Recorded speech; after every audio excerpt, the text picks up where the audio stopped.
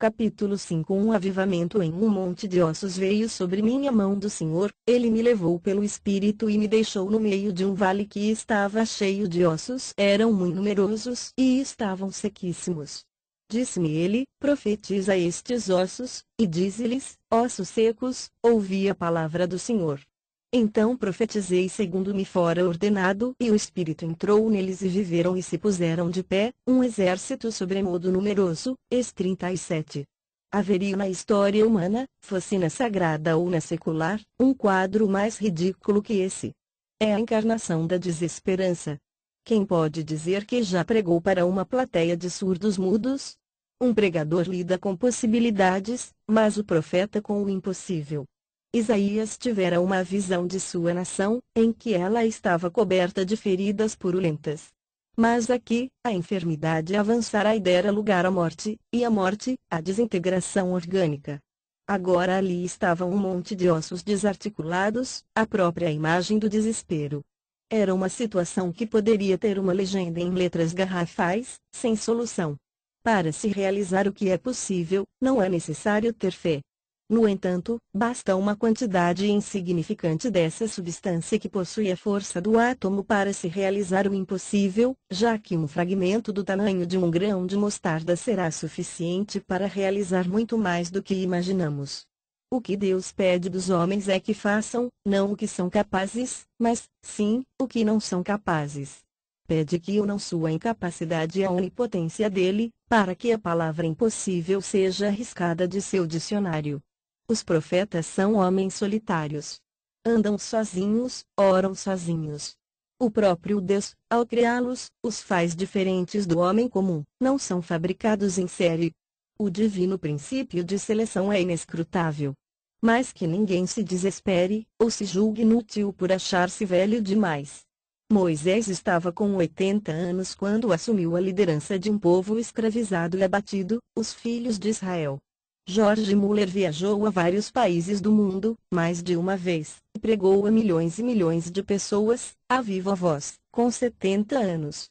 Quanto a Ezequiel, ele não convocou reuniões de comissões, nem enviou cartas missionárias solicitando ofertas e orações. Não levantou fundos para seu ministério, e detestava publicidade.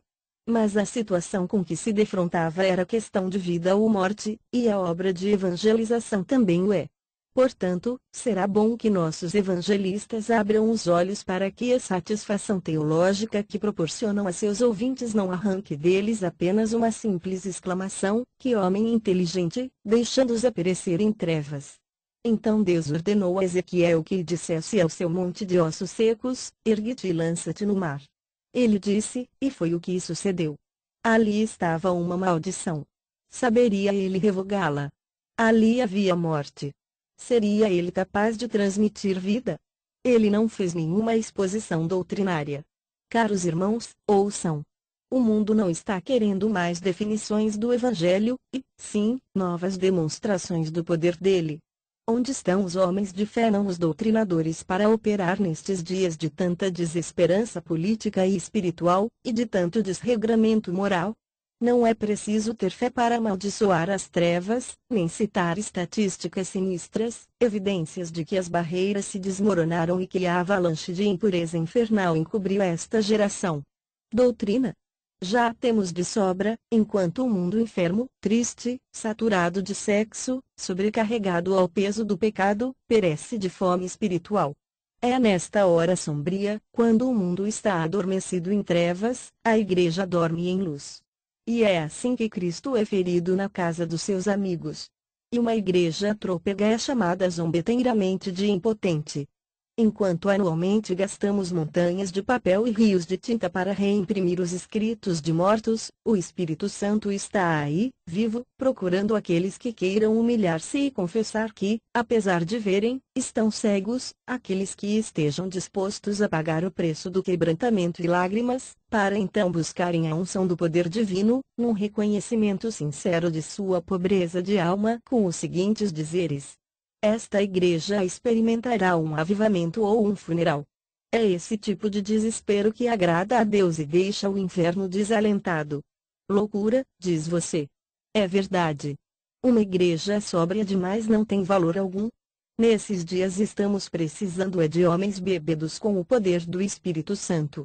Será que Wesley, Whitefield, Finney, Hudson Taylor foram pessoas excepcionais? De modo algum. Se entendo corretamente o livro de Atos, eles eram homens muito normais. Parece que a bomba atômica perturbou todo mundo menos a igreja. Nós nos entregamos em intermináveis discussões sobre a soberania de Deus, e as dispensações, e ignoramos nossa pobreza espiritual. Enquanto isso, o inferno vai só se enchendo. Com o comunismo dominando o mundo, o modernismo na igreja e a moderação dos grupos fundamentalistas, será que Deus vai encontrar um homem para se colocar na brecha, como Ezequiel se colocou? Meus irmãos pregadores, hoje em dia nós gostamos mais de estar acomodados do que sentir as dores de parto. É por isso que ocorrem tão poucos nascimentos. Que Deus nos mande, e rápido, um profeta que se encontre em descompasso com essa igreja que se acha desarticulada. Já vai muito adiantada a hora para que surjam novas denominações. Neste momento, Deus está preparando seus Elias para a última e grande ofensiva mundial contra a impiedade, seja ela política ou de outro tipo, mesmo com máscara de religiosa. O último e grande avivamento, gerado e operado pelo Espírito Santo, será o rompimento dos velhos odres do sectarismo pelo vinho novo do Senhor. Aleluia! Observemos que Ezequiel foi levado pelo Espírito. E, como qualquer ser humano, ele deve ter estremecido com o apavorante quadro daquele monte de ossos secos. Mas da fé do profeta dependia o destino de milhares, talvez milhões de pessoas, da fé dele, não de suas orações. Muitos oram, mas poucos têm fé. Que tremor santo deve ter perpassado sua alma ao ver aquilo.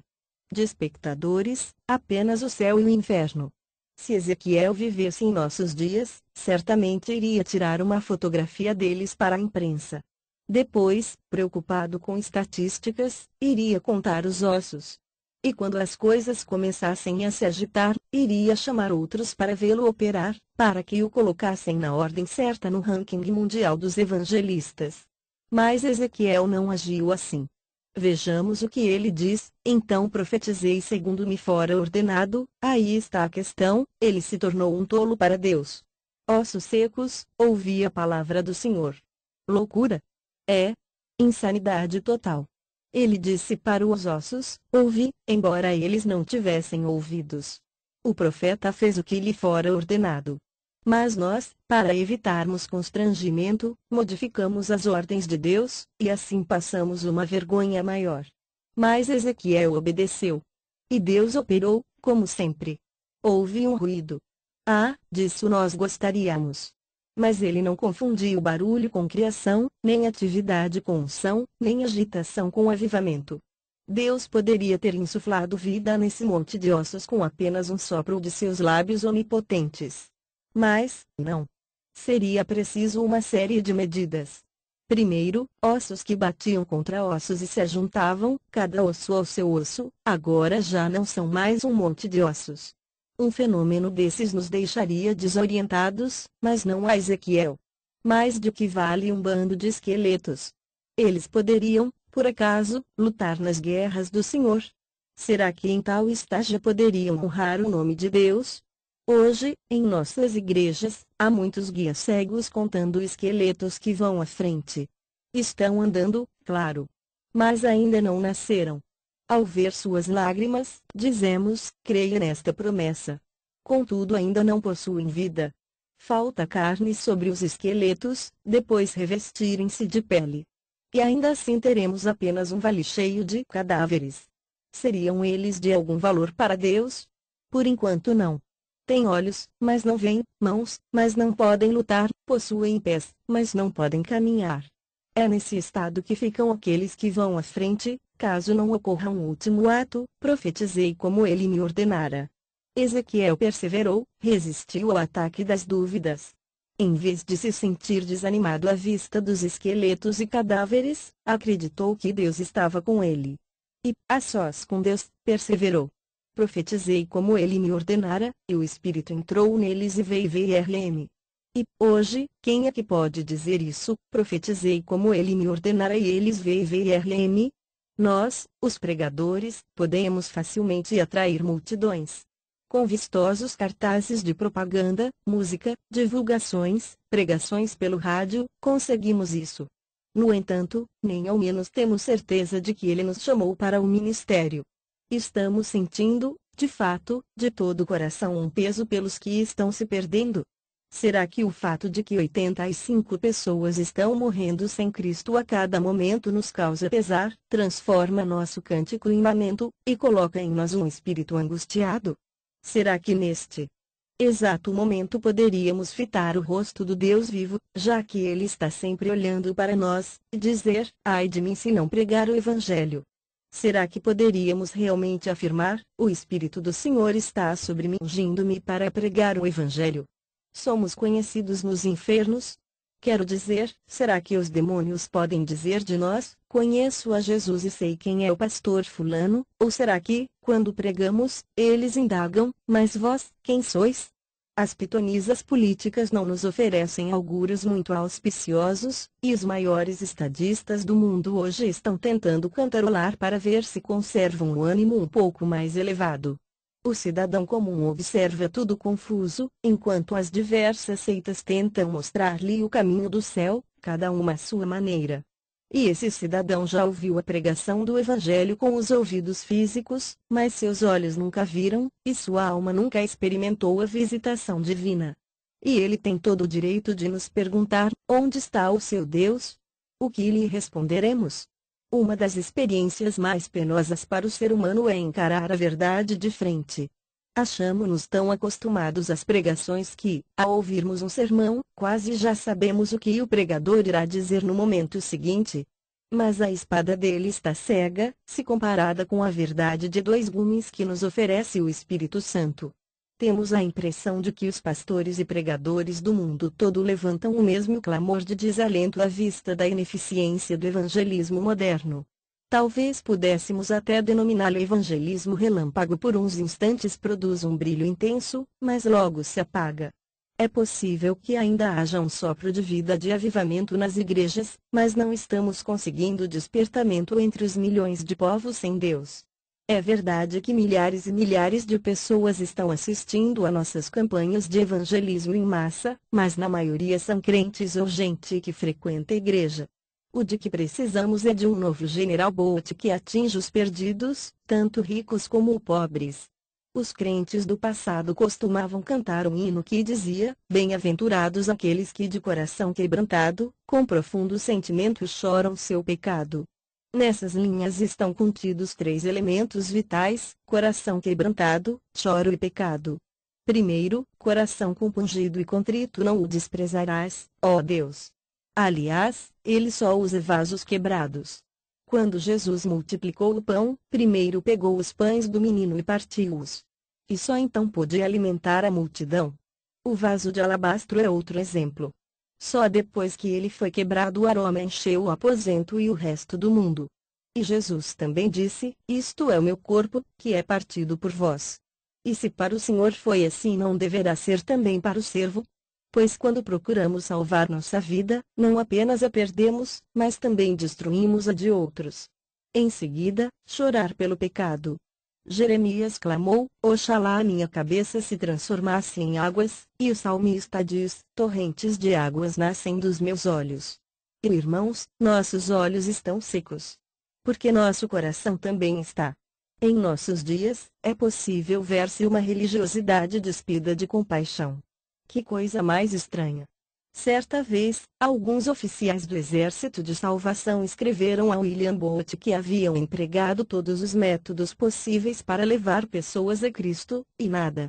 E Booth lhes respondeu sucintamente: experimentem chorar. Foi o que fizeram, e experimentaram um avivamento. As escolas bíblicas e seminários não ensinam seus alunos a chorar, e é claro que nem o poderiam. Essa lição só se aprende com o Espírito Santo. E qualquer pregador, por mais títulos e doutorados que possua, não conseguirá muita coisa enquanto não experimentar uma profunda amargura de alma por causa dos pecados que se cometem hoje. Uma oração que David Livingstone fazia sempre era: Senhor, quando irá cicatrizar-se a chaga do pecado deste mundo? E nós, acaso sentimos o peso da perdição da humanidade quando oramos? Será que ensopamos de lágrimas o travesseiro com uma agonizante intercessão como fazia Bonnie Welsh? Conta-se que quando Andrew Bonar, deitado em seu leito, ouvia as pessoas caminhando pela rua nos sábados à noite dirigindo-se para bares ou teatros, sentia o coração pesado e clamava: eles estão perdidos, estão perdidos. Infelizmente, irmãos, não possuímos esse peso pelos perdidos. A maioria dos crentes conhece apenas uma longa sequência de pregações, eloquentes, sim, mas sem alma, sem lágrimas, sem ardor espiritual, e é tudo que os pregadores têm para oferecer hoje. E, em terceiro lugar, o que dizer do pecado? Diz a Bíblia que os loucos zombam do pecado, PV 14:9, e quem zomba do pecado é louco mesmo. Os sábios da igreja apontaram 7 pecados capitais. É claro que sabemos que eles estão muito enganados, todos os pecados são capitais. Mas esses 7 são o ventre do qual nasceram mais 70 vezes 70 milhões de outros pecados. São as 7 cabeças de um mesmo monstro, que está devorando esta geração a um ritmo aterrador. Estamos vendo uma juventude amante de prazeres, que não liga a mínima para Deus. Infatuados com seu pseudo-intelectualismo, totalmente indiferentes às coisas espirituais, eles rejeitam os padrões de moralidade vigentes. Caiamos de joelhos, irmãos. Abandonemos a louca ideia de borrifar perfumes na impiedade individual e internacional, com nossas colônias teológicas. Carreemos para toda essa putrefação rios de lágrimas, de oração e de pregações ungidas, para que seja purificada. Há pecado no arraial, a alta traição. Terei sido eu? Serei eu? Em nossas fileiras o pecado causa derrota e estagnação. Estará ele em mim, Senhor? Há coisas condenadas, capa e ouro. Há pecado entre velhos e jovens. Pecado que leva Deus a retirar sua bênção. Estará ele em mim, Senhor? Estará em mim. Estará em mim. Estará ele em mim, Senhor? A maior necessidade de nossos dias é poder do alto. Finney. Se o próprio Cristo só iniciou sua pregação depois de ter sido ungido, nenhum jovem deve pregar enquanto não tiver recebido a unção do Espírito Santo. Evitemos ficar discutindo sobre a palavra de Deus, vamos obedecê-la. Oswald Chambers. Não posso me salvar por esforço próprio, pois meu Senhor já empenhou o esforço necessário. Resta-me então trabalhar mais que um escravo por amor ao querido Filho de Deus. Autor desconhecido. À luz da cruz de Cristo, não é chocante a maneira como eu e você vivemos? Alan Redpath. Assim que paramos de sangrar, deixamos de ser bênção.